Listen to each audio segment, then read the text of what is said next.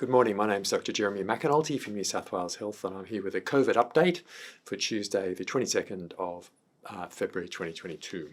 In terms of vaccination across New South Wales, more than 95% of people aged 16 years and over have received a first dose of vaccine and 94.3% have received a second dose. Of children aged 12 to 15 years, 83.6% have received a first dose and 79% have received 2 doses.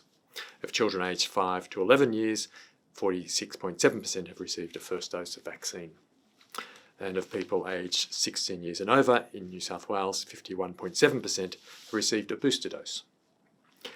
In terms of cases, there were 8,752 positive tests reported to New South Wales by 4 p.m. yesterday. This includes 6,036 positive PCR tests and 2,716 rapid antigen tests. In terms of hospitalisations, there are currently 1,293 people with COVID admitted to hospital in New South Wales, including 71 in intensive care, 31 of whom require ventilation. And sadly, we're reporting the deaths of 14 people who had COVID, 11 men and 3 women, and we'd like to express our sincere condolences to the families and loved ones of the people who've sadly died.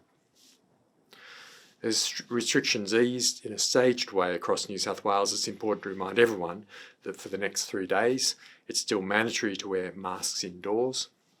As of this Friday, the 25th of February, masks will only be mandated on public transport, planes, at airports, hospitals, aged and disability care homes, correctional facilities and indoor music festivals with more than 1,000 people. However, masks are still strongly recommended in any indoor setting where you can't maintain safe physical distancing from other people. Please be mindful that if you feel at all unwell with COVID symptoms, please protect others by not going to work, shopping or socialising. If you have underlying health conditions and develop symptoms following a high-risk exposure to a person with COVID, please take a PCR test.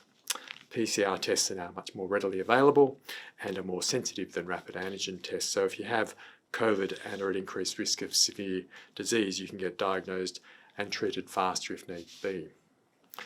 We're also urging parents to keep children home from school if they develop any symptoms of COVID, such as fever, runny nose, sore throat, shortness of breath, loss of taste or smell, and to get them tested.